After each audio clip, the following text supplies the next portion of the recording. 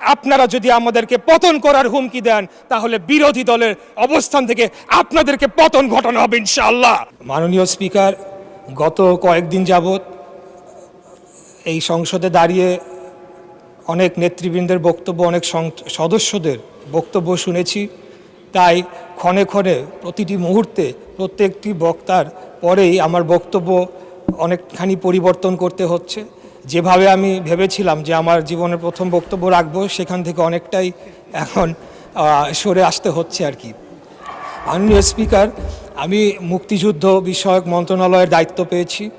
সেজন্য আমি আমাদের নেতা মাননীয় সংসদ নেতা মাননীয় প্রধানমন্ত্রী জনাব তারেক রহমানের প্রতি কৃতজ্ঞতা জানাচ্ছি। উনি আমাকে সুযোগ দিয়েছেন, উনি আমাকে মনোনয়ন দিয়েছেন এবং ঢাকা ৬ আসনের সর্বস্তরের ভোটাররা তাদের মূল্যবান ভোট দিয়ে আমাকে সংসদে পাঠিয়েছেন। মাননীয় স্পিকার,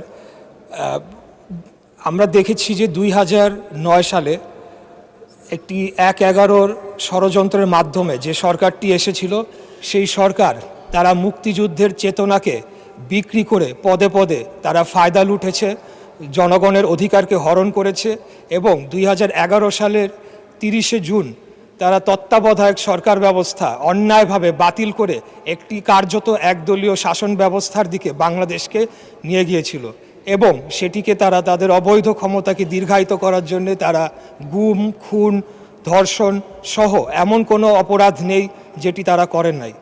আমরা তখন থেকেই দেশনেত্রী মরহুমা বেগম খালেদা জিয়ার নেতৃত্বে গণতন্ত্র পুনরুদ্ধারের আন্দোলন আমরা তখন থেকেই করে আসছি এবং সর্বশেষ ২০২৪ সালে আমাদের নেতা আজকের মাননীয় প্রধানমন্ত্রী, ওনার নেতৃত্বেই আমরা আন্দোলন সংগ্রাম লড়াইয়ের মাধ্যমে বাংলাদেশে আবার গণতন্ত্র প্রতিষ্ঠার সুযোগ পেয়েছি।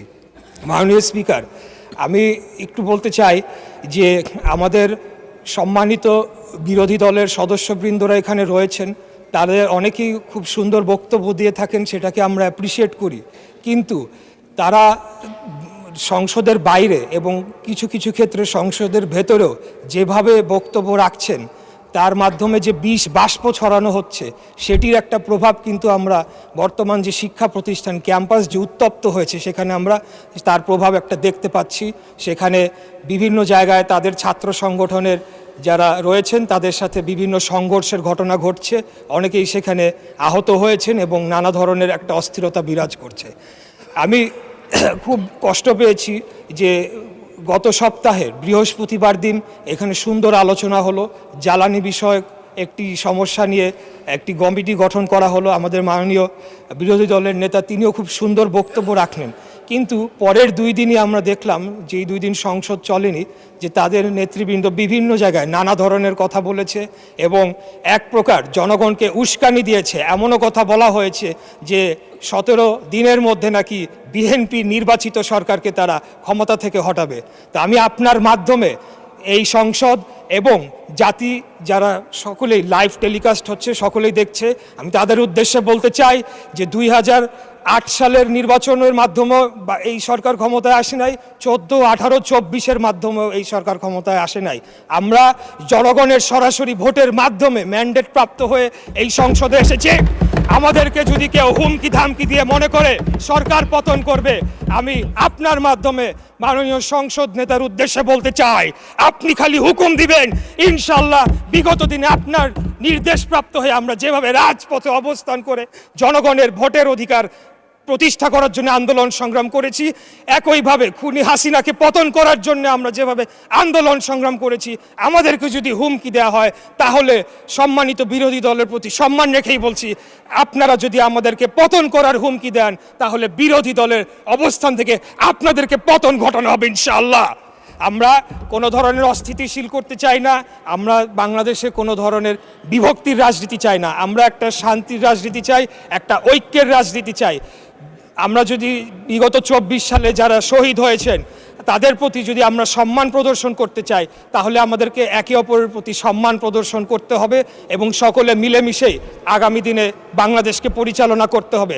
আপনারা হয়তো ভুলে যাচ্ছে, আমাদের সম্মানিত বিরোধী দল হয়তো ভুলে যাচ্ছে এই যে সংঘাত, এই যে একটা অস্থিতিশীল পরিবেশ তারা তৈরি করার চেষ্টা করছে, তার মধ্যে লাভবান কারা হচ্ছে মাননীয় স্পিকার? তার মাধ্যমে লাভবান একমাত্র ফ্যাসিবাদের যারা দোসর, যারা পলাতক রয়েছে তারাই লাভবান হবে। আর তারা যদি আবার কোনোভাবে বাংলাদেশে ফেরত আসে তাহলে কি অবস্থা করবে যারা তাদের বিরুদ্ধে আন্দোলন করেছে, লড়াই করেছে, সেটা আমি আপনার মাধ্যমে আমি প্রশ্ন রাখতে চাই। তাই আমি আর যেহেতু সময় সংক্ষিপ্ত, সময় বাড়ানোর আবেদনও করব না। ইনশাল্লাহ 5 বছরের জন্য নির্বাচিত হয়েছি, আরও সুযোগ পাবে কথা বলার, ইনশাল্লাহ কথা বলে যাব। তাই আপনার মাধ্যমে আমি আবারও ঐক্যের আহ্বান জানাচ্ছি, শান্তির আহ্বান জানাচ্ছি এবং পরস্পরের প্রতি একটা শ্রদ্ধার মাধ্যমে আপনারা একটা সম্মান বজায় রাখবেন এবং একে অপরকে হেয় প্রতিপন্ন করার মাধ্যমে যে একটা অপসংস্কৃতি চালু হয়েছিল বিগত খুনি স্বৈরাচারী ফ্যাসিবাদী হাসিনার আমলে, সেখান থেকে যাতে আমরা বের হয়ে এসে আগামী দিনে একটা ঐক্যের রাজনীতি প্রতিষ্ঠা করতে পারি, সেই আহ্বান জানিয়ে আমার বক্তব্য এখানে শেষ করছি। খোদাফেজ। বাংলাদেশ জিন্দাবাদ, বাংলাদেশ জাতীয়তাবাদী দল জিন্দাবাদ। ধন্যবাদ মাননীয় স্পিকার।